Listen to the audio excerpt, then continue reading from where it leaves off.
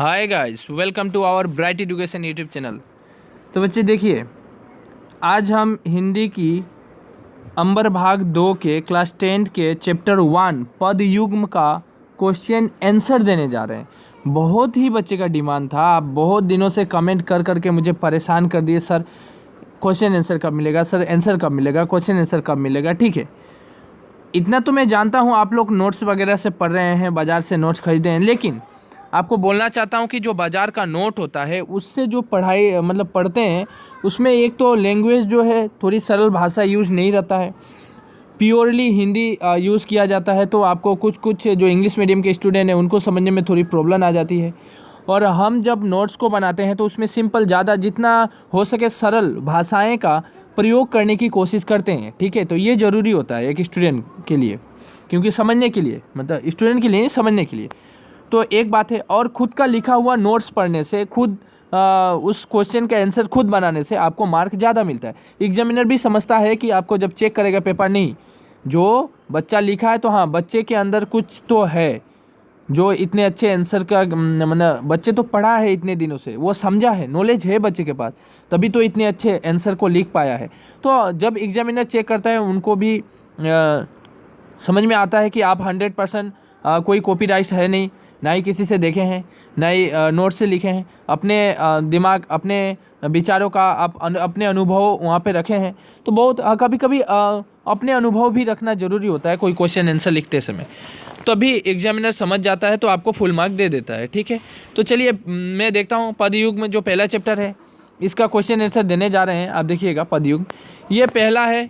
हाँ, ऑलरेडी देखिए, कोई अगर नया स्टूडेंट है, नया बच्चा अगर आया है मेरे चैनल में, मैं बोल रहा हूँ इससे पहले जो ये पदयुग में है, बहुत सारा पदयुग में हो गया, वन मार्ग हो गया, किरणों का खेल, तोड़ती पत्थर, दंतुरित मुस्कान, बहुत सारा मैं चैप्टर एक्सप्लेन कर चुका हूँ। उसका लिंक डिस्क्रिप्शन के नीचे दे दिया जाएगा, आप वहाँ पे क्लिक करके ज़रूर पहले चैप्टर को पढ़ें, चैप्टर को समझें। मैं ही समझाया हूँ, आराम से समझे, बैठ के मूवी की तरह एंजॉय करना है, मूवी जिस तरह देखते हैं। इसके बाद आपको क्वेश्चन आंसर यहाँ पे आना है, ये वीडियो में आना है, और ये क्वेश्चन आंसर को राइट कर लेना है, लिख लेना है। लिखने के बाद फिर याद कर लेना है, आपका मार्क यहाँ से कभी नहीं छूटेगा 100%। खुद मेरे स्टूडेंट का बात बोल रहा हूँ, खुद मेरे स्टूडेंट 96 99 लाए हैं, खुद मेरा स्टूडेंट, मैं खुद बोल रहा हूँ। मैं भी उनको अपना लिखा हुआ नोट्स, अपना लिखा हुआ ग्रामर खुद एक्सप्लेन करके मैं समझाया था, पहले बोला था। अब पढ़ने की भी तरीक़ाएँ होती है, खाली पढ़ने से नहीं होता, याद करने की तरीका, पढ़ने की तरीका, कुछ टेस्ट पेपर लगाना, प्रीवियस पेपर को लगाना, बहुत मेहनत करनी पड़ती है, तभी आपको मार्क आता है एग्ज़ाम में। और एक बात है, बोलना चाहता हूँ, अभी कुछ इन्फॉर्मेशन ही दे रहा हूँ तो सुनते रहिएगा। और एक बात है जी, हिंदी में जो पहले का ओल्ड सिलेबस था वो चेंज हो चुका है, आपका रिड्यूस किया गया है, 30% रिड्यूस करके नया सिलेबस बनाया गया है हिंदी का। वो भी वीडियो मैं ऑलरेडी दे चुका था, आप अगर वो भी नहीं देखे हैं तो कृपया करके आप नीचे डिस्क्रिप्शन के नीचे लिंक दे दूंगा, वहाँ पे क्लिक करके देखें। नहीं तो एक काम कर सकते हैं, वीडियो के आई बटन में यहाँ पे आप ज़रूर क्लिक करें, आपको वो वो वीडियो लेक्चर मिल जाएगा। तो आप कृपया करके पहले वो ज़रूर देख लें, क्योंकि विदाउट सिलेबस पढ़ने मतलब मार्ग भटकने के बराबर है। मतलब एक होता है ना, बिना पतवार की नाव की तरह चलना, जिस नाव में पतवार ना हो, नाव कहीं भी ले जा सकता है। आप बिना सिलेबस के पढ़िएगा, आप कहीं भी भटक कर जा सकते हैं। सो फर्स्ट वन आपको सिलेबस फोकस करना है, नेक्स्ट वन आपको वीडियो एक्सप्लेन सुनना है, थर्ड में आपको क्वेश्चन आंसर राइट करके और रीड करना है। सो चलते हैं, स्टार्ट करते हैं। मौकों कहाँ ढूंढे बंदे, यहाँ बंदे शब्द का अर्थ क्या है, यहाँ पे आंसर राइट नहीं किया गया है। बंदे, मौकों का, बंदे मतलब कौन था, कौन थे, सेवक, सेवक होगा इसका आंसर। नेक्स्ट देखिए, हिंदुओं को कौन प्यारे हैं, हिंदू को तो मालूम है आपको, राम प्यारे हैं। रहीम, तुर्की, ये सब तो नहीं है। जो मुसलमानों को रहीम है कि नहीं, तो वो आएगा नहीं क्वेश्चन, जो है बस वही क्वेश्चन देगा। मैं तो तेरे पास में, या मैं शब्द किसके लिए प्रयोग किया गया है, मैं शब्द परमात्मा के लिए यानी ईश्वर के लिए प्रयुक्त किया गया है। देवल या मस्जिद में कौन नहीं रहता है, देवल या मस्जिद में भगवान नहीं रहते हैं। खोजी कौन है, तो खोजी सच्चे भक्त होते हैं, जो सच्चे भक्त मतलब हाँ वही भक्त हैं, भक्ति तो खोजते हैं, तो खोजी कौन है, भक्त है कि नहीं। तुर्की को कौन प्यारे हैं, तुर्की को रहीम यानी अल्लाह प्यारे होते हैं। मेरी पूरी मवास में, यहाँ मेरी शब्द किसके लिए प्रयुक्त हुआ है, या मेरी शब्द भगवान के लिए प्रयुक्त हुआ है। नेक्स्ट वन चलते हैं, यहाँ पे देखिएगा, पीर औलिया क्या पढ़ते हैं, तो पीर औलिया धार्मिक ग्रंथ कुरान पढ़ते हैं। पीर औलिया अपना मुरीद शिष्य यानी शिष्य, मुरीद मतलब शिष्य किसे बनाते हैं, पीर औलिया अपना मुरीद यानी शिष्य उन्हें बनाते हैं जिसका उन पर पूरा पूरा भरोसा होता है और जो उनके बताए गए रास्तों का उपयोग कर उनके अनुसार चलता है। ठीक है। छाप तिलक अनुमाना, यहाँ छाप और तिलक बाडंबर के प्रतीक है या ज्ञान के। तो देखिए ये तो डायरेक्टली दिख रहा है, बाडंबर के प्रतीक है। मैं जब चैप्टर को एक्सप्लेन किया था वहाँ पे अच्छी तरह समझाया था। आपस में दो लड़ी मुए, यहाँ किनके बीच लड़ाई की बात की जा रही है, हिंदू मुस्लिम, बट डायरेक्टली बातें दो संप्रदायों के बीच लड़ाई की बातें की जा रही है। कबीर ने धर्म किसे कहा है, तो हमारे संसार में उपस्थित धर्म संप्रदाय को कबीर ने धर्म की आख्या दिया है। ठीक है, आख्या दिया है। अगर लिखेंगे तो बहुत सुंदर यहाँ पे एक वर्ड आएगा, एग्जामिनर भी पढ़ने में भी समझ में आएगा। ठीक है, आख्या मतलब शुद्ध हिंदी होगी। आगे चलते हैं। मनुष्य ईश्वर को कहाँ कहाँ खोजता है, तो मनुष्य ईश्वर को मंदिर, मस्जिद, कैलाश आदि जगहों में खोजता है। परमात्मा को पाने के लिए वे विभिन्न प्रकार की क्रिया कर्म, योग, वैराग, बलि विधान तथा अलग अलग तीर्थ स्थानों में जाते हैं। वहीं मुसलमान संप्रदायों को लेकर काबा एवं हिंदू संप्रदाय के लोग कैलाश पर्वत में भी जाते हैं। हम पढ़ दे रहे हैं, समझा दे रहे हैं। अगर कोई वर्ड समझ में नहीं आ रहा है तो मैं जो बोल रहा हूँ एक्सप्लेन को सुनिएगा और ज़रूर आंसर को खुद राइट कीजिएगा। मनुष्य ईश्वर को पाने के लिए किस तरह के कर्मकांड करता है। मैं समझता हूँ हर एक इंसान की, बहुत सारे स्टूडेंट हैं, सबकी हैंडराइटिंग को पकड़ नहीं पाता है, तो मैं बोल भी दे रहा हूँ। इसीलिए मनुष्य ईश्वर को पाने के लिए अनेक प्रकार के कर्मकांड करते हैं, जैसे मंदिर मस्जिदों में जाते हैं, तरह तरह की पूजा करना, उसके बाद प्राप्त काल उठकर स्नान करना, ईश्वर के नाम भजना, पत्थरों को पूजा करना, साथ ही चंदन टीका एवं कुरान आदि पढ़ते हैं। चंदन टीका लगाना और कुरान आदि पढ़ते हैं। इस तरह आप लिख सकते हैं, यही है। कबीर मैं कुछ उसके अंदर बना के भी बोला, आप भी लिख सकते हैं, कभी कोई बात ही नहीं है इससे। कबीरदास द्वारा रचित पद की किन पंक्तियों के बलि विधान की आख्या मिलते हैं, तो हाँ, ना मैं बकरी, ना मैं भेड़ी, ना छुड़ी गड़ास में, नहीं खाल में, नहीं पोंछ में, ना हड्डी मांस में, यहाँ पे ही बलि विधान की आख्या हमें मिलती है। 6 नंबर जाते हैं। साचो कहो तो मारन धावे झूठे जगपतियाना। कवि ने यहाँ सच और झूठ की कौन कौन सी बातें कही है, तो ये यहाँ पे दिया हुआ है, आप लिख लें। कवि ने सच्चे और झूठ को कुछ इस प्रकार से बताया है कि ईश्वर को पाने के लिए लोग मंदिर, मस्जिद, पूजा पाठ, पत्थर की पूजा, तीर्थ यात्रा, स्थानों की यात्रा, उसके बाद स्नान करना, तिलक लगाना, कुरान पढ़ना आदि तरह के कर्मकांड करते हैं, जो कि मिथ्या अर्थात झूठ है। ईश्वर का वास तो पवित्र अंतर आत्माओं में होता है, जिसे कवि ने सच बताया है। कवि ने इसी को सच कहा है। ठीक है। हिंदू और मुस्लिम किन कारणों से आपस में लड़ते मरते हैं, उन्हें किस मर्म पर ध्यान देने की आवश्यकता है। मर्म नहीं होगा, मार्ग होना चाहिए। यहाँ पे छोड़िए, गलतियाँ हो जाती है कभी कभी लिखने में। ठीक है।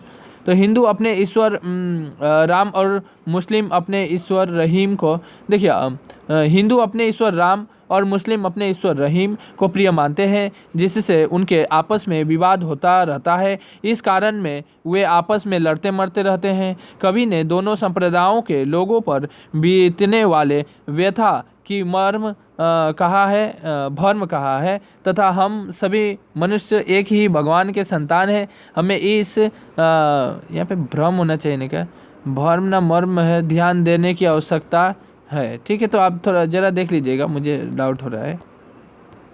यहाँ पे देखिए, आप बोलिएगा सर आप ही लिख के आप ही को डाउट हो। एक्चुअल में मैं नोट्स नहीं लिखा हूँ, मैं अभी भी बोल रहा हूँ। एक्चुअल में मैं नोट्स नहीं लिखा हूँ, इसलिए मुझे थोड़ी डाउट है, तो आप मिला लीजिएगा। ठीक है। ठीक है। आपका हमारे ही टीचर लोग लिखे हैं, मैं पढ़ाता हूँ, पर उनका मैं ऐसी बातें नहीं है जो और टीचर नहीं लिख सकता और टीचर सभी लिख सकता है, सभी वो भी पढ़ाते रहते हैं। तो उनको मैं ये काम दिया था, सौंप दिया था कि आप अपने इस कार्य को पूरा कीजिए, तो उन्होंने किए। आशय स्पष्ट किया, ना तो कोनो क्रियाकर्म ना ही योग वैराग में। प्रस्तुत पंक्तियाँ हमारी पाठ्य पुस्तक अमर भाग 2 की पदयुग में शीर्षक, देखिए ये आशय स्पष्ट है। हाँ, यहाँ पे व्याख्या नहीं है, ताकि आपको संदर्भ प्रसंग प्रस्तुत ये सब दिया जाएगा, डायरेक्टली दिया गया। प्रस्तुत पंक्तियाँ हमारी पाठ्य इसी तरह लिखना है।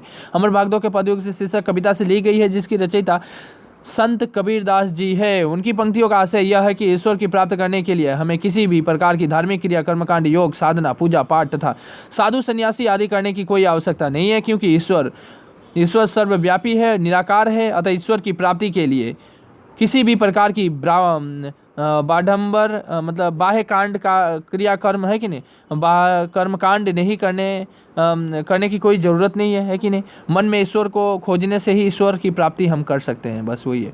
यहाँ पे देखिए ख नंबर, खोजी है तो तुरंत मिली और पल भरे की तलाश में, क्या बात है। प्रस्तुत पंक्तियाँ में आशय यह है कि ईश्वर सच्चे प्रेमी आत्मा साधना के माध्यम से क्षण भर में अपने भीतर निराकार रूप में ईश्वर को साक्षात रूप में पा लेते हैं। अच्छा, सच्चे प्रेमी यानी सच्चे प्रेमी पा लेते हैं, क्योंकि ईश्वर का निवास बाहर नहीं होता है बल्कि हमारे हृदय रूपी किले में होता है। बहुत सुंदर बात है, यहाँ पे किला वर्ड को यूज़ किया गया है। रहते हैं, अर्थात पवित्र हृदय वाला प्रेमी ही परमात्मा का दर्शन कर। बहुत इंपॉर्टेंट, अच्छा पॉइंट है ये पॉइंट ही मार्क दिला देगा आपको। इसी तरह के 1-2 जबरदस्त पॉइंट देना चाहिए कि अर्थात पवित्र हृदय वाला प्रेमी ही परमात्मा का दर्शन कर पाता है। जबरदस्त पॉइंट है। तब मारी पाखनी पूजे उन्हें जो ज्ञाना। बहुत अच्छी बात है। प्रस्तुत पंक्तियाँ में आशय यह है कि मनुष्य परमात्मा। यहाँ पे प्रस्तुत पंक्तियाँ यहाँ पे लिखना पड़ेगा। प्रस्तुत पंक्तियाँ अमर भाग 2 के यहाँ से लिया गया है, ठीक है। वो ऊपर वाले लिख लीजिएगा, नहीं तो डायरेक्ट भी लिख सकते हैं। अगर मार्क देखिए, क्वेश्चन आंसर लिखा जाता है मार्क के ऊपर डिपेंड करके। अगर 2 मार्क है तो काफ़ी है, अगर 3 मार्क है तो थोड़ा और आपको लाना पड़ेगा, ठीक है बच्चे। मार्क के ऊपर आंसर लिखा जाता है, ये नहीं कि आप जो भी दे दिया लिख दें। हो सकता है ये 1 मार्क में भी रह सकता है क्वेश्चन, कोई बड़ी बात नहीं है, ठीक है। प्रस्तुत पंक्तियाँ का आशय यह है कि मनुष्य परमात्मा की प्राप्ति के लिए बाडंबरों के द्वारा अपना ही अज्ञानता का, यहाँ पे अज्ञानता का परिचय देते हैं। लोग आसन पर बैठकर पत्थर की पूजा करते हैं, बलि विधान कुरान आदि पढ़ते हैं। लोगों की यह अज्ञानतापूर्ण धारणाएं ही उनकी ज्ञान को दर्शाते हैं, अर्थात उनकी यह ज्ञान मूर्खतापूर्ण है। हाँ, ये ज्ञान तो मूर्खतापूर्ण है भाई, क्योंकि इस प्रकार की क्रियाओं से भगवान की प्राप्ति नहीं होती है, यही बोला गया है, ठीक है। आगे बढ़ते हैं, 5 नंबर में आगे देखते हैं और कितना है बच्चे, देखते हैं 6, बस यही है। 5 में आ गए। हाँ, यहाँ पे जल्दी से दिखा देता हूँ। वीडियो 12 मिनट, ठीक है। ज़्यादा हो जाने से आप लोग देखते नहीं है ना, ये मुझे टाइम का भी लिहाज रखना पड़ता है। प्रश्नों के समय को उत्तर दीजिए। कबीरदास के अनुसार अपने आराध्य को कहाँ खोजने की आवश्यकता नहीं है, तो देखिए वही है। कबीरदास के अनुसार मनुष्य को अपने आराध्य को धार्मिक कर्मकांड, मंदिर, मस्जिद, योग, बैराग, बलि विधान, उसका पाहन पूजन आदि जगहों में खोजने की आवश्यकता नहीं है। संत कबीरदास ने ईश्वर प्राप्ति का कौन सा सहज उपाय बताया है? कबीरदास जी ने परमात्मा की प्राप्ति के लिए लोगों की अपने पवित्र रूपी हृदय में खोजने की सहज उपाय बताया है। अच्छी बात है। प्रसंग व्याख्या, सो वेरी इंपॉर्टेंट। व्याख्या किस तरह लिखना है? नामे देवल नामे मस्जिद, ना वही है यहाँ पे डॉट सांसों की सांस में। प्रसंग प्रस्तुत पंक्ति हमारे पाठ्य पुस्तक अमर भाग 2 से संकलित है। कबीरदास द्वारा रचित पदयुग नामक शीर्षक से ली गया है, जिसमें कवि ने ईश्वर की अस्तित्व को बताया है। बहुत अच्छी बात है, ये पॉइंट है, जबरदस्त पॉइंट है। संदर्भ में लिखेंगे। प्रसंग हो गया, संदर्भ कवि ने यहाँ ईश्वर की स्थिति को बखान करते हुए उनकी निवास पवित्र हृदय को बताया है। व्याख्या में पूरा व्याख्या कर लीजिएगा। ये दिखाई दे रहा है, मैं अब ये तो दिखाई नहीं दे रहा है, फिर से दिखा दूँ, आप लिख लीजिएगा। आप पढ़ के लिख ले। प्रस्तुत पंक्तियाँ द्वारा मनुष्य के परमात्मा, ये पूरा लिख लें, ठीक है। आगे बढ़ते हैं, 6 नंबर देखते हैं। हिंदू कहे मोही राम प्यारो, यही वही है। तो यहाँ पे बोला गया है, देखिए यहाँ पे बोला गया, एक चीज़ मेंशन है, प्रसंग सेम अस क्वेश्चन नंबर 6 का प्रसंग ही लिखिएगा। 6 का क, अभी मैंने क दिखाया, उसका प्रसंग को लिख लीजिएगा। संदर्भ यहाँ पे दिखाया गया है कि यहाँ कभी 2 संप्रदायों के बीच में मान्यताओं को उनमें उत्पन्न विवादों की कारण बताते हुए सभी को एक ही भगवान की संतान बताया। बहुत अच्छी जबरदस्त पॉइंट है यहाँ पे, एक ही संतान बताया, ये एक पॉइंट है।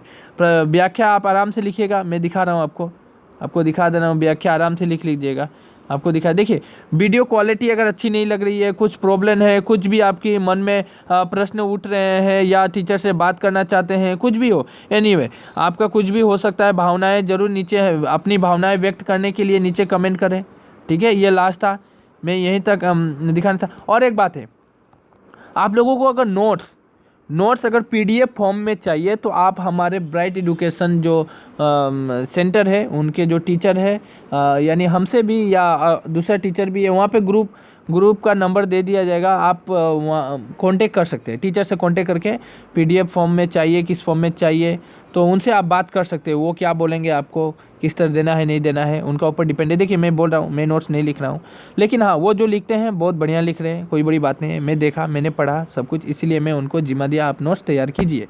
और नोट्स तैयार हो रहा है। और एक बात है, ग्रामर मैं खुद तैयार किया हूँ, ग्रामर का नोट मैं खुद तैयार करूँ। ग्रामर नोट ऑलरेडी पूरा का पूरा ग्रामर ऐसे वगैरह जो प्रीवियस ईयर क्वेश्चन में आया था सब कुछ अवेलेबल वहाँ पे सॉल्यूशन करके रखा हुआ है। ठीक है, मेरे पास वो भी PDF बनेगा, बन गया है शायद, पता नहीं, उन लोग टीचर से बात करना पड़ेगा, बन गया होगा।